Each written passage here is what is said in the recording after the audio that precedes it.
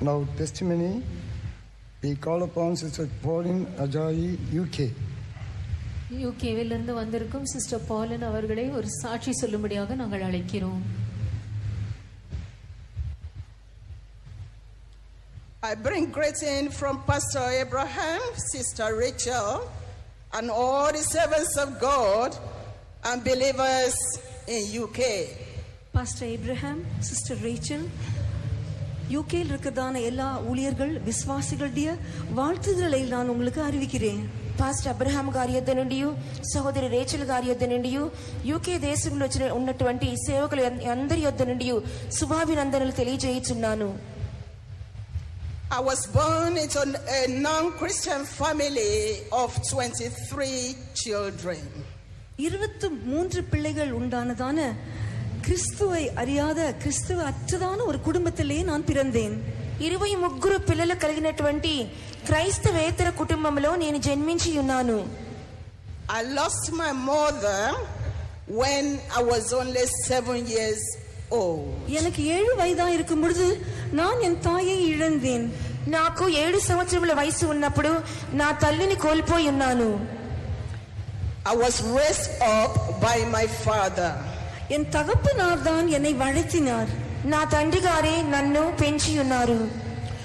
Who wanted me to be successful. நான் జీవితంలో எல்லாவற்றிலும் வெற்றி அடைய வேண்டும் என்றுதான் அவர் என்னை குறித்து விரும்பினார். నా జీవితంలో నేను అన్ని విషయములలో జయం పొందాలని ఆయన నా గురించి వాంఛించి ఉన్నారు. He taught me my religious duties. భక్తిக்குரியதான என்னுடைய கடமைகளை குறித்து அவர் என்னை போதித்து வந்தார். భక్తికి సంబంధించినటువంటి కర్తవ్యములను గురించి ఆయన నాకు బోధించి ఉన్నారు. Though I was outwardly religious, நான் భక్తి உள்ளவளாக தோன்றினாலும் கூட నేను బాహ్యమునకు భక్తి గలదానిగా కనబడినప్పటికీ I was living a defeated life. நான் ஒரு தோல்வி அடைந்ததான జీవితం செய்து வந்தேன். ఒక పరాజయం పొందిన జీవితాన్ని నేను చేసి వచ్చి ఉన్నాను. I was full of pride. பெருமை நிறைந்தவளாக நான் இருந்தேன். గర్వముతో నింపబడిన దానిగా కనబడితిని. Hatred, పగై, ద్వేషము, unforgiveness and anger. మన్నిக்கும் స్వభావం இல்லை. క్షమించే స్వభావం లేదు మరియు కోపము నాలో ఉండినది. I had no peace or joy. எனக்கு సమాధానమో సంతోషమో ఇరుకవిல்லை. నాలో సంతోషము గాని సమాధానము గాని లేకుండెను. I was full of worries and anxieties.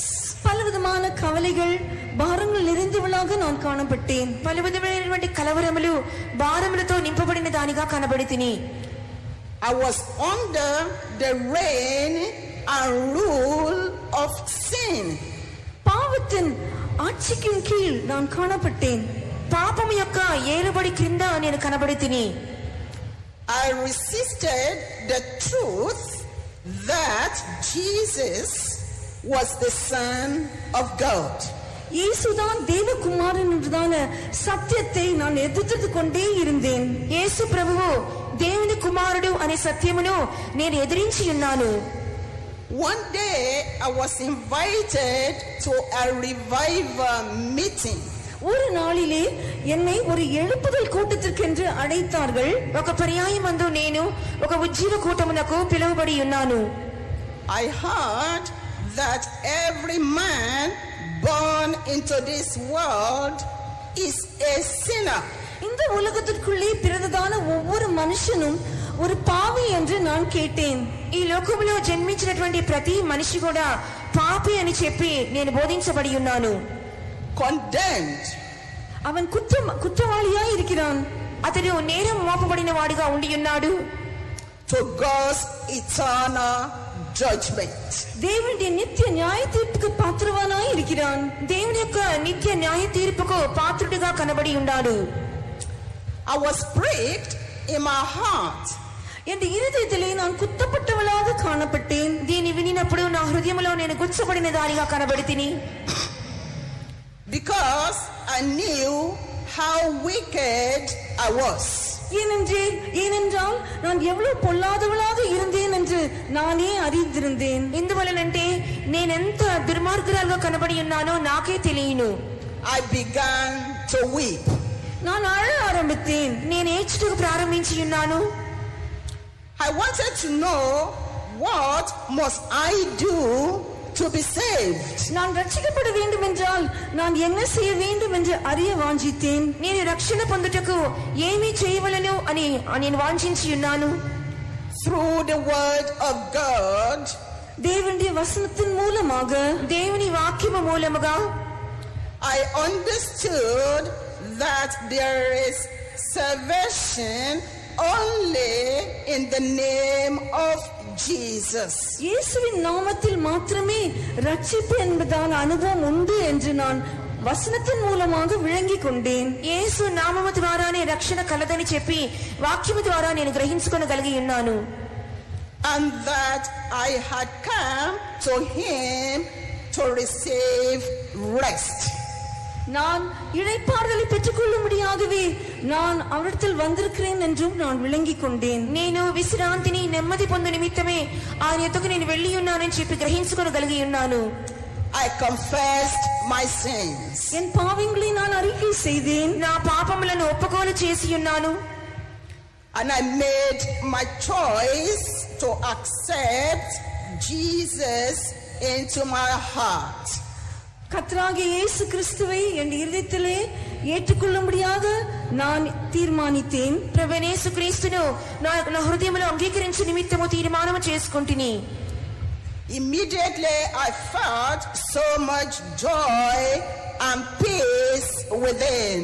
உடனடியாக என் உள்ளத்திலே ஒரு மகா பெரிய சந்தோஷத்தையும் சமாதானத்தையும் நான் அனுபவித்தேன். వెంటనే నా హృదయములో గొప్ప సంతోషమును సమాధానమును అనుభవించగలిగితిని.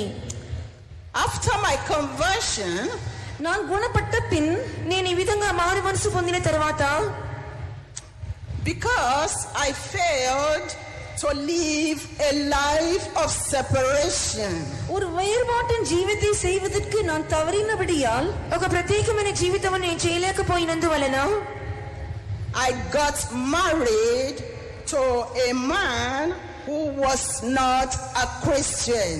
கிறிஸ்தியன் அல்லாத ஒரு மனுஷனுக்கு எனக்கு விவாహம் செய்யப்பட்டது. క్రైస్తవుడు కానిటువంటి ఒక వ్యక్తికి నాకు వివాహం చేయబడి ఉన్నది. I thought that I could later persuade him to become a Christian. பின் நாட்களிலே அவரை எப்படியாவது ஒரு கிறிஸ்தவனாக மாற்றி விடலாம், அவரிடத்தில் பேசி அவரை தூண்டி விடலாம் என்று நான் நினைத்தேன். ఆ తర్వాత దినములలో ఎలాగైనా సరే అతనితో మాట్లాడి ప్రేరేపించి క్రైస్తవునిగా మార్చాలని చెప్పి అనుకుని ఉన్నాను. But it was not so. ஆனால் அப்படி நேர்க்கவில்லை. ఆయనను అది ఆ విధముగా జరగలేదు. We gave ourselves to work 7 days a week. ஒரு வாரத்திலே 7 நாட்களும் நாங்கள் வேலை செய்து வந்தோம். ఒక వారంలో ఉన్నటువంటి 7 దినములు కూడా మేము ఉద్యోగం చేయించి వచ్చి ఉన్నాం. In pursuit of worldly riches. உலக பிரகாரமான காரியங்களை குறித்து மிகவும் கலக்கம் அடைந்தவளாக நான் இருந்தேன். లోక ప్రకారమైనటువంటి ధనమును గురించి అధికముగా నేను కలవరపడితిని. I lost my love of God. தேவன் மேல் எனக்கு இருந்ததான அன்பை நான் விட்டு விட்டேன். దేవుని మీద నాకున్న ప్రేమ నేను పోగొట్టుకొని ఉన్నాను. And instead the love of money took over my life. பண ஆசை என் జీవితం மேல் ஆட்கொள்வதற்கு நான் இடம் கொடுத்தேன். దానికి బదులుగా డబ్బు మీద ఉన్నటువంటి ప్రేమే నా జీవితంలోకి వచ్చి ఉన్నది. At this point my husband left me to live with another woman. இந்த சந்தர்ப்பத்திலே என்னுடைய கணவன் என்னை விட்டுவிட்டு వేరొரு స్త్రీயோடு கூட జీవిக்க துவங்கினார். ఇటువంటి సందర్భంలో నా భర్త నన్ను విడిచిపెట్టి వేరే స్త్రీతో జీవించడం గాని వెళ్ళిపోయాను. My life fell apart. என்னுடைய ஜீவமே ரெண்டாக பிரிந்து துண்டு துண்டாக மாறினது. నా జీవితమే రెండుగా విభాగింపబడెను. I became very angry and was full of bitterness. நான் மிகவும் கோபமடைந்தவளாக கசப்பு நிறைந்தவளாக காணப்பட்டேன். ఎంతో కోపముతోనూ చేదుతోనూ నింపబడిన దానిగా కనబడితిని. My unforgiveness and hatred for my husband, என் கணவர் மேல் எனக்கு இருக்கிறதான இந்த மன்னிக்க முடியாத சுபாவமும் அவர் மேல் இருக்கிறதான கோபமும் ரெண்டும் சேர்ந்து నా భర్త మీద నాకున్నటువంటి క్షమించలేని స్వభావము ద్వేషము రెండునూ కలిసి led me to thought of revenge. எப்படியாவது நான் அவர் மேல் பழி வாங்க வேண்டும் என்றுதான எண்ணம் என் சிந்தையிலே வந்தது. ఎలాగైనా సరే అతని మీద పగ తీర్చుకోవాలని చెప్పి అనుకుని ఉన్నాను. I plotted to kill him. அவர் எப்படியாவது கொன்று விடலாம் என்று நான் திட்டம் போட்டேன். ఎలాగైనా సరే అతని చంపివేయాలని చెప్పి అనుకుని ఉన్నాను. I was burned by these thoughts. இப்படிப்பட்ட எண்ணங்கள் தான் என்னை முற்றிலுமாக ஆட்கொண்டன. ఇటువంటి తలంపులతో నేను బంధించబడితిని. I could not set myself free. என்னை நானே విడివిక முடியாத నిలవర్తుకు நான் வந்தேன். ఎటువంటి విడుదల లేని పరిస్థితిలోకి నేను వచ్చి ఉన్నాను. Although I was in this state, நான் இந்த నిలవర్తిல் காணப்பட்டாலும் கூட నేను ఇటువంటి పరిస్థితిలో కనబడుచున్నప్పటికీ I still love God. நான் இன்னும் தேவனை நேசித்தேன். నేను ఇంకనూ దేవుణ్ణి ప్రేమించి ఉన్నాను. I found comfort in helping homeless people. வீடற்றதான திக்கற்றவர்களுக்கு உதவி செய்வது எனக்கு ஒரு பெரிய ஆறுதலாக இருந்தது. సరైనటువంటి ఇల్లు లేనకుండా అనాథ జనులకు నేను సహాయం చేయుటకు ముందుకు కొనసాగి ఉన్నాను. I'm talking to them about Jesus. அவர்களோடு கூட இயேசுவை குறித்து பேசுவது எனக்கு ஒரு ஆறுதலாக இருந்தது. ఇంకనూ వారితో యేసుని గురించి మాట్లాడుటలో గల ఆదరణ పొంది ఉన్నాను. Once I was looking for a church. ஒரு முறை நான் ஒரு సభயை தேடி வந்தேன். ఒక పర్యాయమందు ఒక సంఘం ఎక్కడ ఉన్నదా అని చెప్పి వెతుకుతూ ఉండి ఉన్నాను. For one such homeless person. ஒரு வீடற்றதான திக்கற்ற ஒரு நபருக்காக సభயை தேடி வந்தேன். ఒక ఇల్లు లేనటువంటి వ్యక్తి కొరకు సంఘమును వెతుకుతూ ఉన్నాను. Who had given his heart to Jesus. அவர் தன்னுடைய இருதயத்தை இயேசுவுக்கென்று ஒப்பு கொடுத்திருந்தார். అతడు తన హృదయమును యేసునకు సమర్పించెను. I passed by our church in Brixton. Brixton இருக்கிறதான இந்த சபை வழியாக நான் சென்றேன். బ్రిక్స్టన్ అనేటువంటి స్థలములో ఉన్నటువంటి మన సంఘం మార్గము గుండా నేను వెళ్ళి ఉన్నాను. I read from the Bible that was kept open in the window. அந்த ஜன்னல் பக்கமாக திறந்து வைக்கப்பட்டதான அந்த வேதாகத்தின் வழியாக நான் சென்றேன். ఆ యొక్క కిటికీలో తెరవబడిన బైబిల్ గ్రంథము మార్గముగా నేను వెళ్ళి ఉన్నాను. Romans 8 verse 6. ரோமர் 8ஆம் அதிகாரம் 6ஆம் வசனத்தை வாசித்தேன். రోమీయులకు రాసిన పత్రిక 8వ అధ్యాయము 6వ వాక్యము చదివి ఉన్నాను. For to be carnally minded is death. மாம்ச சிந்தை மரணம், శరీర సంబంధమైన మనస్సు మరణము, but to be spiritually minded is life and peace. ஆவியின் சிந்தையோ ஜீவனமும் సమాధానமும் ఆమె. ఆత్మానుసారమైన మనసు జీవమును సమాధానమునై ఉన్నది. I went into the church to know more. இன்னும் அதிகமாக அறியும்படியாக அந்த சபைக்குள்ளே நான் பிரவேசித்தேன். ఇంకనూ అధికంగా తెలుసుకునే నిమిత్తము ఆ సంఘములోనికి ప్రవేశించి ఉన్నాను. I read all the scriptures that were put on the walls. அந்த மதில்களில் எழுதப்பட்டதான எல்லா வசனங்களை நான் வாசித்துக் கொண்டே இருந்தேன். ఆ గోడల మీద వ్రాయబడినటువంటి వాక్యములన్నీ కూడా నేను చదివి ఉన్నాను. One scripture really spoke to me. ஆனால் ஒரு வசனமோ மெய்யாகவே என்னோடு பேசினது. ఆయనను ఒక దేవుని వాక్యము నాతో నిజముగా మాట్లాడి ఉన్నది. Colossians 1 verse 28. కొలొస్సీయులు 1ఆం అధికారం 28ఆం వచనం. కొలసి 1వ అధ్యాయము 28వ వాక్యము. Whom we preach and teach. நாங்கள் அவரையே போதித்து அவரையே பிரசங்கம் பண்ணுகிறோம். మేము ఆయన్నే బోధించి ఆయన్నే ప్రకటించుచున్నాము. That we may present every man perfect in Christ Jesus. எந்த மனுஷனையும் கிறிஸ்து இயேசுவுக்குள்ளாக தேறினவனாக நிறுத்தும்படியாக இவ்வாறு அவரையே நாங்கள் போதிக்கிறோம். ప్రతి మనిషిని క్రీస్తునందు సంపూర్ణంగా చేసి ఆయన ఎదుట నిలవబెట్టవలెనని ఆయన్నే బోధించుచున్నాము. This scripture really touched my heart. இந்த வசனமானது மெய்யாகவே என் உள்ளத்தை தொட்டது. ఈ యొక్క వాక్యము నిజముగా నా హృదయమును ముట్టెను. I was so curious. I wanted to know more about the doctrines of the church. இந்த சபையின் உபதேசங்களை அறியும்படியாக இன்னும் அதிக ஆவல் உள்ளவளாக நான் காணப்பட்டேன். ఈ సంఘం యొక్క ఉపదేశములను ఇంకనూ తెలుసుకోవాలని చెప్పి ఎంతో ఆసక్తి నాలో కలిగినది. I met a servant of God. நான் ஒரு தேவ ஊழியக்காரரை சந்தித்தேன். అప్పుడు ఒక దేవునికి సేవకుని సంధించి ఉన్నాను. Who answered all my questions to my satisfaction. எனக்கு திருப்தி உண்டாகத்தக்க ரீதியிலே நான் கேட்டதான எல்லா கேள்விகளுக்கு அவர் பதில் அளித்தார். నాకు సంతృప్తి కలిగించే విధములో నేను అడిగినటువంటి ప్రశ్నలన్నిటికీ అతడు సమాధానం చెప్పి ఉన్నాడు. I also checked and found that they were an honest group of people. நான் வேறொரு காரியத்தை கண்டுபிடித்தேன். அது என்னவென்றால் இவர்கள் ஒரு உத்தமமான உண்மையுள்ள జనకూటమాయి இருக்கிறார்கள். నేను మరొక కార్యమును కూడా నేను కనుగొనగలిగి ఉన్నాము. అదేమనగా వీరే ఒక నిజమైన యథార్థమైనటువంటి దేవుని జనులై ఉన్నారని.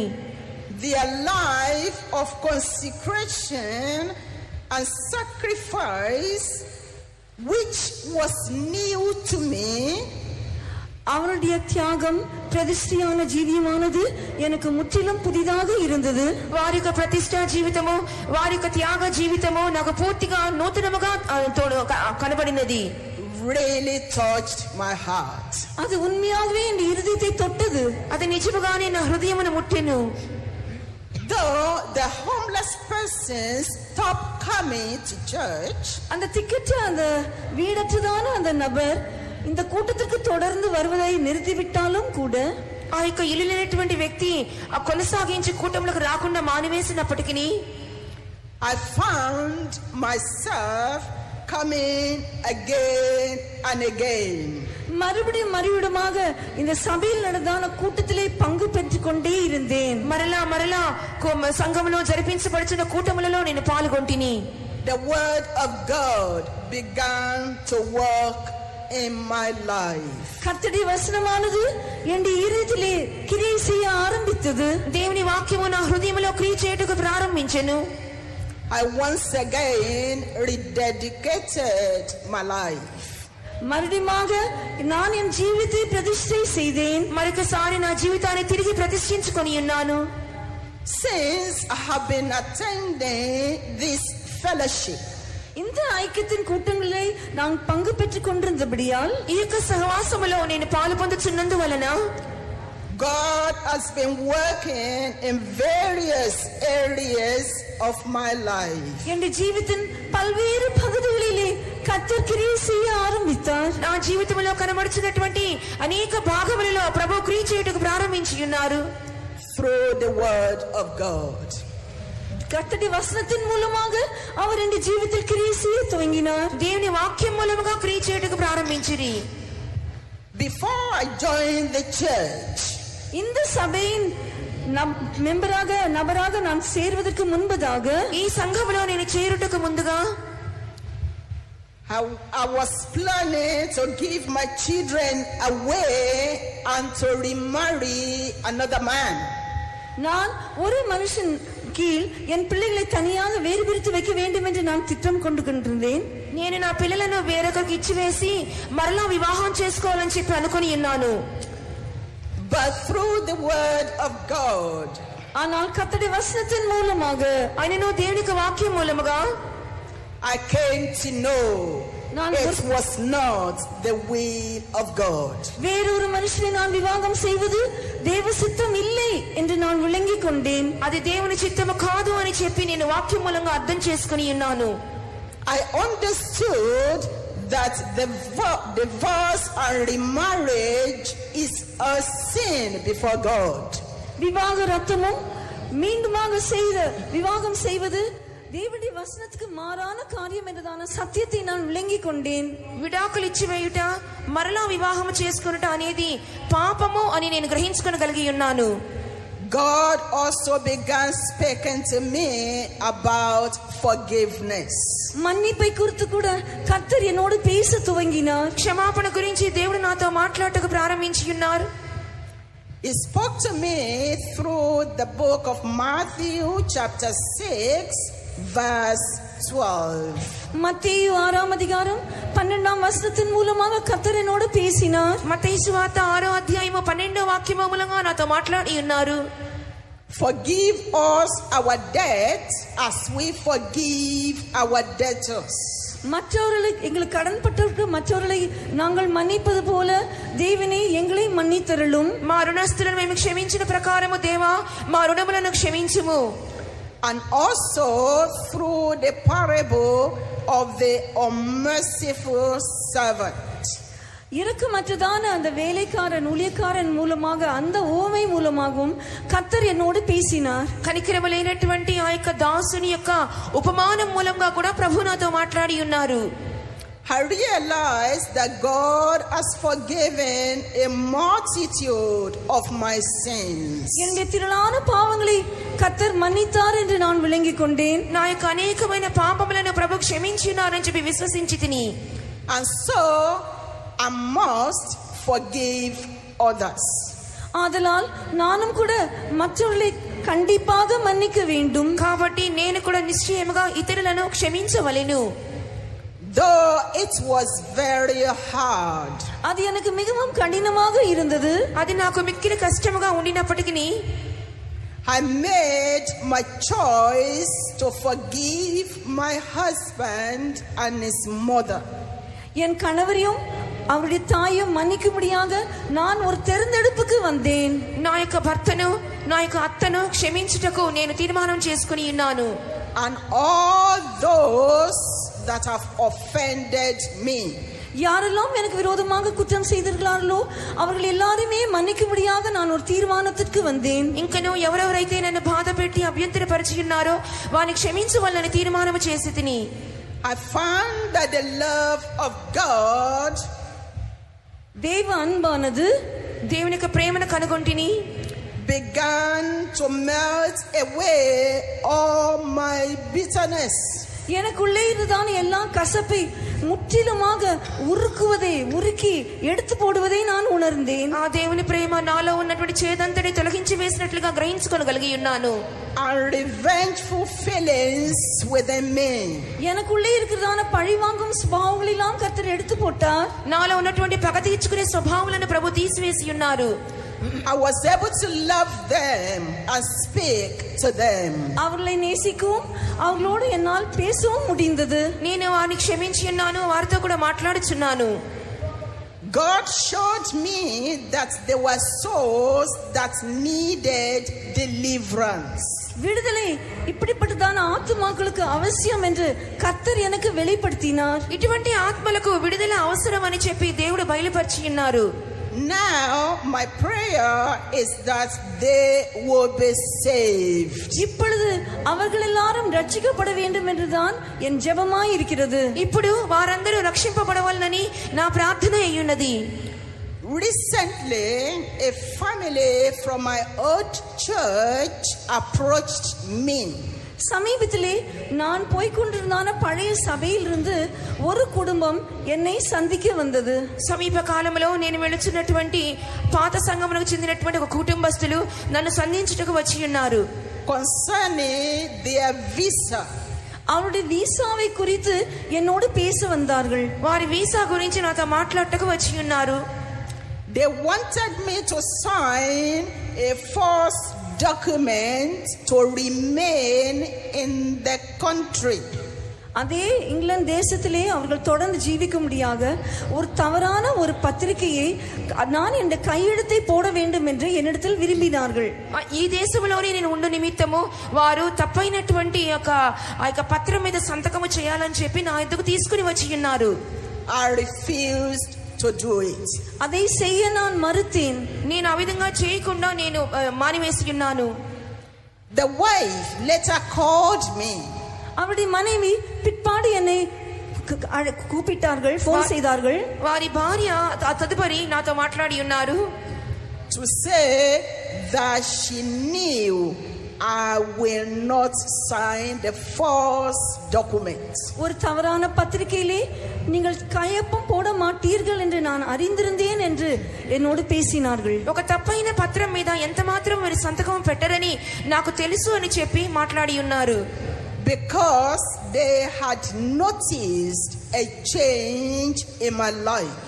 ஏனென்றால் அவர்கள் என் ஜீவிதத்தில் இருந்ததான ஒரு பெரிய வித்தியாசத்தை கண்டுபிடித்தார்கள். ఎందువలనంటే నా జీవితంలో గొప్ప వ్యత్యాసమును మార్పును వాళ్ళు చూడగలిగి ఉన్నారు. Since I have been attending this fellowship, நான் இந்த ஐக்கியத்திலே கூட்டங்களுக்கு தொடர்ந்து வந்து கொண்டிருந்தபடியால் இப்படியாக என் ஜீவிதத்திலே ஒரு மாறுதல் உண்டானது. ఈ యొక్క సహవాసమునకు ఈ ఐక్యతలకు వచ్చుచున్నందువలన నా జీవితంలో ఈ రీతిగా మార్పు కలిగినది. I thank God for the word of God and the precious truth. கர்த்தருடைய வசனத்திற்காகவும் எனக்கு அளிக்கப்பட்டதான வெளியேறப்பட்ட சத்தியங்களுக்காக நான் கர்த்தரை ஸ்தோத்திரிக்கிறேன். దేవుని యొక్క వాక్యము కొరకును అనుగ్రహించబడిన అమూల్యమైన సత్యముల కొరకును నేను దేవుని స్తోత్రించుచున్నాను. That are able to change our lives and make us living epistles. இப்படிப்பட்ட சத்தியங்களானது நம்முடைய ஜீவித்தை முற்றிலுமாய் மாற்றி சமாதானமாக ஜீவிப்பதற்கு நமக்கு உதவி செய்கிறது. ఇటువంటి సత్యములు మన జీవితములను పూర్తిగా మార్చివేసి సమాధానంగా జీవించుటకు మనకు సహాయం చేయును. I thank God for the servants of God. தேவ ஊழியர்களுக்காக கர்த்தரை ஸ்தோத்திரிக்கிறேன். దేవుని సేవకుల కొరకు దేవుని స్తోత్రించుచున్నాను. For their love and dedication. அவருடைய அன்பிற்காக, அவருடைய பிரதிஷ்டைக்காக, தியாகத்துக்காக நான் கர்த்தரை ஸ்தோத்திரிக்கிறேன். వారి యొక్క ప్రేమ కొరకును వారి యొక్క ప్రతిష్ఠ కొరకును స్తోత్రించుచున్నాను. They are an example to me. அவர்கள் மெய்யாகவே எனக்கு ஒரு மாதிரியாக இருக்கிறார்கள். వారు నిజముగానే నాకు ఒక మాదిరిగా ఉన్నారు. Truly I can say, உண்மையாகவே என்னால் ஒரு காரியம் சொல்லக்கூடும். నేను నిజముగానే ఒక కార్యాన్ని చెప్పగలను. the sparrow has found a house. அடைக்கலான் குருவி தனக்கென்று ஒரு வீட்டை கண்டுபிடித்திருக்கிறது. తనకు నివాస స్థలముగా పిచ్చుకకు గూటి స్థలము దొరికెను. And the swallow a nest. தகவிலான் குருவி தன் குஞ்சுகளுக்காக ஒரு கூட்டை கண்டுபிடித்திருக்கிறது. వాన కోవిలకు కూడా తన పిల్లల నిమిత్తము ఒక గూటి స్థలము దానికిని దొరికెను. It is with great joy and hope. அது ஒரு பெரிய சந்தோஷமும் நம்பிக்கையுள்ளதாக இருக்கிறது. அது గొప్ప సంతోషము నిరీక్షణగా కనబడుచున్నది. I am sharing this testimony. இந்த சாட்சியை பெரிய சந்தோஷத்தோடு நம்பிக்கையோடு நான் உங்களோடு பகிர்ந்து கொள்கிறேன். ఈ సాక్ష్యమును సంతోషముతో నిరీక్షణతో మీతో పంచుకొనుచున్నాను. If there is anyone here, இந்த இடத்தில் யாராவது ஒருவர் இருப்பீர்கள் என்றால், ఈ స్థలమందు ఎవరైనా ఉన్నట్లయితే, in the same bondage I was, நான் இருந்ததான அதே கட்டுகளுக்குள்ளாக இங்கே யாராவது காணப்படுவீர்கள் என்றால், నేను కనబడిన అదే బంధకములలో మీలో ఎవరైనా ఉన్నట్లయితే, Jesus is able to set you free tonight. இன்று இரவு இயேசு உங்களை விடுவிக்க வல்லவராய் இருக்கிறார். ఈ రాత్రి యేసు మిమ్మల్ని విడిపించుటకు శక్తిమంతుడై ఉన్నారు. What he has done for me, எனக்கு அவர் என்ன செய்தாரோ, ఆయన నాకు ఏమి చేసి ఉన్నారో, he can do for you also. அவர் அதே காரியத்தை உங்களுக்கும் கூட செய்ய வல்லவர். అదే కార్యము మీకును ఆయన చేయుటకు శక్తిమంతుడై ఉన్నారు. You too can experience the joy and peace that I have found in Christ Jesus. கர்த்தராகிய இயேசு கிறிஸ்துவிலே நான் கண்டடைதான சந்தோஷத்தையும் சமாதானத்தையும் நீங்களும் கூட கண்டடைய கூடும். ప్రభువైన యేసుక్రీస్తునందు నేను కనుగొనిన అదే సంతోషము సమాధానమును మీరు కూడా అనుభవించగలరు. Praise the Lord. கர்த்தருக்கு ஸ்தோத்திரம். దేవునికి స్తోత్రములు. For all the goodness the Lord has done in the dear sister's life, shall we all praise God. இந்த சகோதரியுடைய ஜீவிதத்தில் தேவன் செய்த எல்லா நன்மைகளுக்காகவும் நாம் கர்த்தரை ஸ்தோத்திரம் பண்ணுவோம். Praise the Lord, praise the Lord, praise the Lord, praise the Lord, praise the Lord. Now the announcement. அறிவிப்புகள்.